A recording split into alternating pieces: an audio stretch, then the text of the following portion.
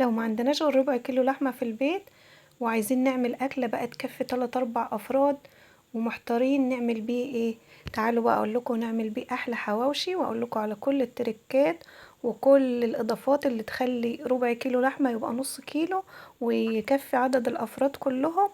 يلا بينا نشوف هنعمله ازاي. في البداية هنعمل العجين اللي هنعمل بيه الحواوشي. معايا 4 كوبايات دقيق، هنحط عليهم معلقة سكر ومعلقة خميرة ورشة ملح وهقلبهم كويس في بعض. وبعد كده هجيب مية دافية، هعجن بالمية الدافية دي لحد ما العجينة تتلم معايا.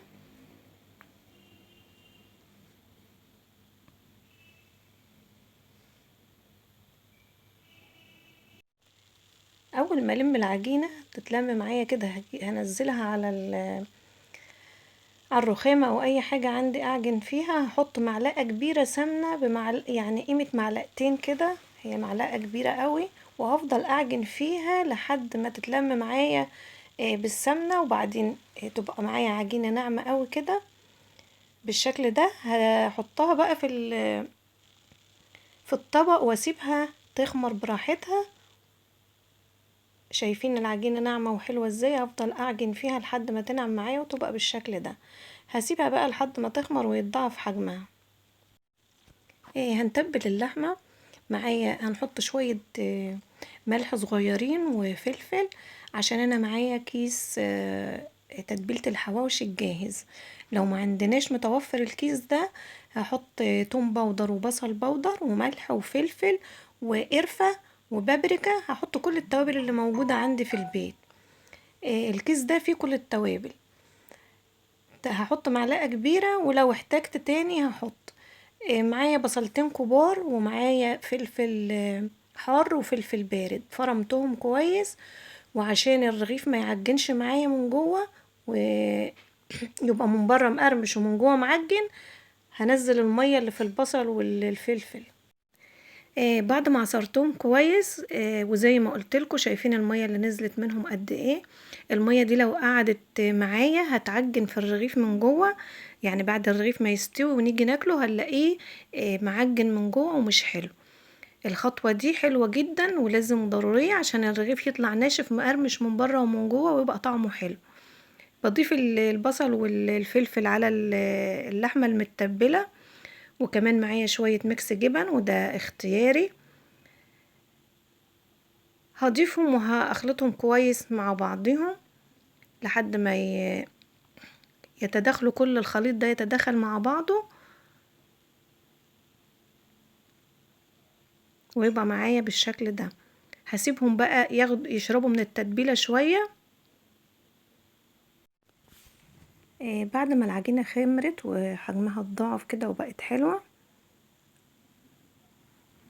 عجينة طرية وحلوة ولا ناشفة قوي ولا طرية قوي، معقولة كده بالشكل ده. انزلها بقى وابتدي اعملها رول واقطعها قطع على قد الرغيف اللي احنا هنعمله.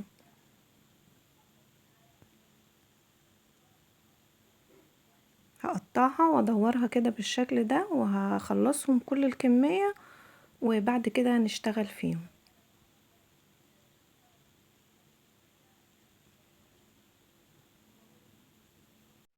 بعد ما خلصنا العجين انا جبت اللحمة وعملتها كور على قد الكور بتاعت العجين.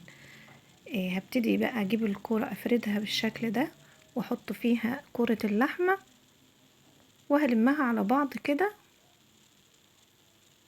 بالشكل اللي انتوا شايفينه ده. سهلة خالص كده، واحطها لحد ما اخلص كل الكمية وابدأ من اللي انا بدأت بيه. انا بفردها كده، بجيب الكرة العجينة افردها واحط فيها كرة اللحمة والمها بالشكل ده وادورها كويس واركنها على جنب. اخلص كل الكمية وبعد كده هجيب اول كرة انا بدأت فيها تكون ارتاحت شوية وبعدين نفردها زي الرغيف. هنبتدي بقى نفرد العيش. هجيب اول كرة انا عملتها وبالراحة كده همشي عليها بالراحة عشان اللحمة اللي جوه الرغيف تتفرد في الرغيف كله، ما يبقاش فيه حتة فاضية وحتة فيها لحمة وفي حتة ما فيهاش لحمة. ببتدي امشي بالراحة كده وافرد الرغيف، شايفين؟ بالراحة خالص وافرده عشان ما يتقطعش معانا او اللحمة تطلع بره. شايفين انا بفرد ازاي؟ بجيب الكورة هوريكم تاني اهو، بجيب الكورة وافردها بالراحة كده، اوزع اللحمة من جوه في الرغيف كله بالشكل اللي انتوا شايفينه ده.